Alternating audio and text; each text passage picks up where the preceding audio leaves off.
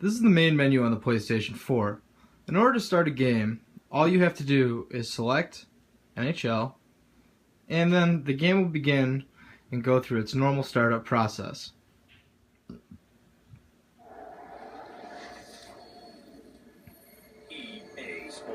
This startup screen can be skipped by pressing A or X depending on your system.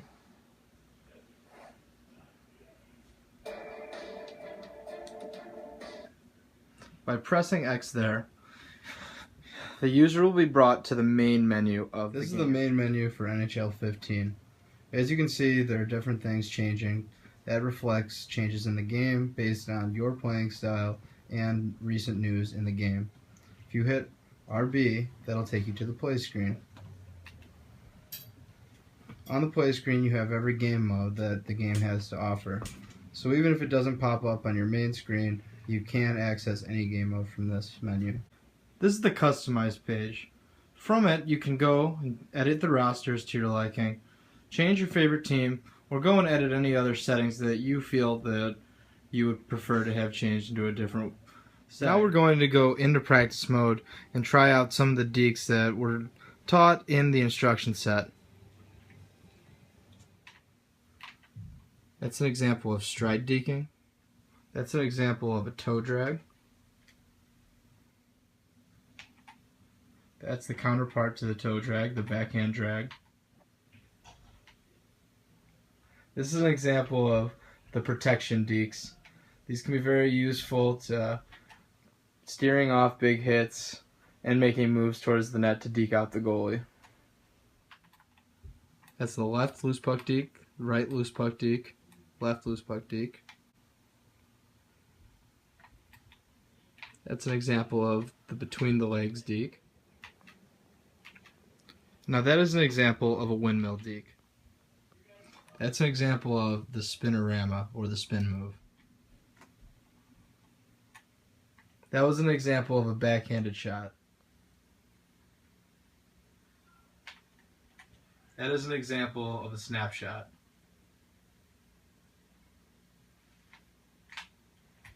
And that's an example of a powered up wrist shot. And that's an example of a fake shot.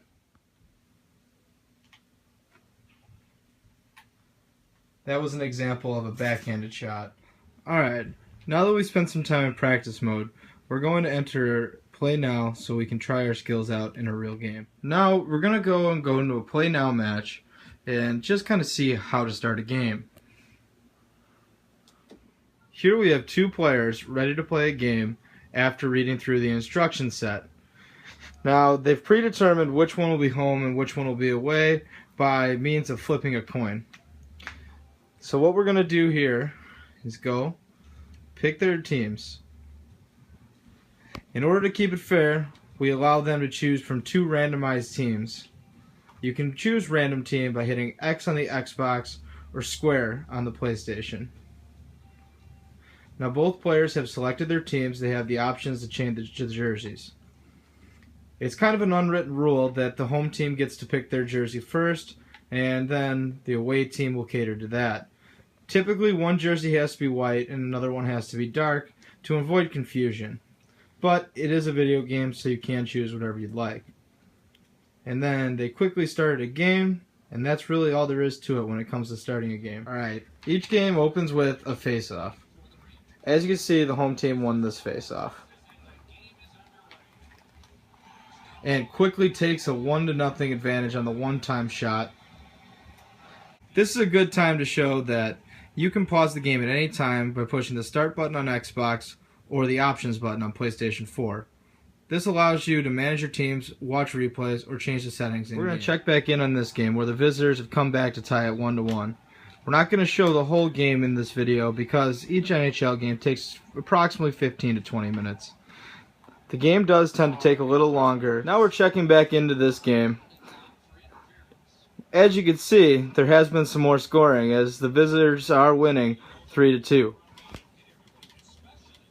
Now it looks like these guys are getting a little riled up and are about to go and start throwing down.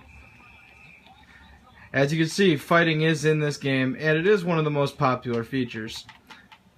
Now, these guys have the setting disabled, but typically the instructions on how to fight accompany the cutscene when they do begin to go at it. There's really not much to it. You just try and hit the other guy more times than he hits you. Now, as you see, Trevor Daly, an avid fighter, did some serious work against the Rangers player. Now, the plus side of fighting in this game is that you get more energy for your team. The more you play, the more you'll realize that energy is an important part of being successful. If you keep the same guys out there for a long period of time, they'll get burned out and won't be as effective as guys who've been sitting on the bench and getting rest. Now, this overtime period is just about to conclude and nobody scored, which means we're going to a penalty shootout. The rules for a penalty shootout are simple. It's best of 3, and each shooter only gets 1 shot. If they lose control of the puck, they automatically forfeit their shot and it counts as a miss. Also, you cannot go backwards at any point during the penalty shot. You have to continuously be moving the puck forward towards the goal.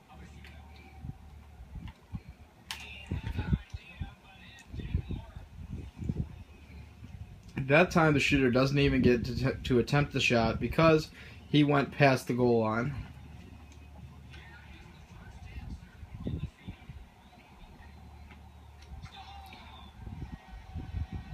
It is also customary that the home team will always shoot second, so they have a chance to answer the visitor's shot.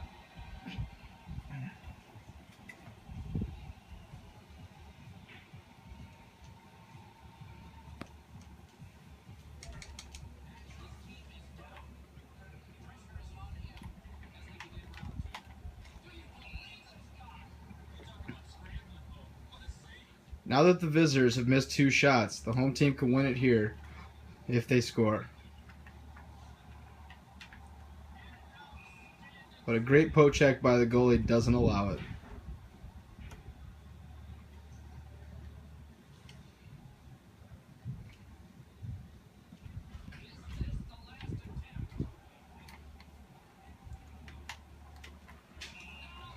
And that time, the shooter went backwards just a little bit, but that was just enough to make sure that they didn't get a shot. And the home team comes away with a victory. Now that we've concluded our sample game, we're just going to go and check in some highlights of another game that show off some features that were talked about in the instruction set from another game. This is an example of how a goal can be scored from a slap shot.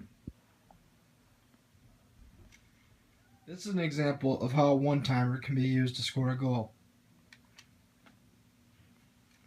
This is an example of how a big hit can cause a turnover. Now you see, Kyle's going back into practice mode to hone his skills. That pretty much covers everything that was discussed in the instruction set. Now, go ahead, go out, and enjoy NHL 15, and look forward to the release of NHL 16 in September.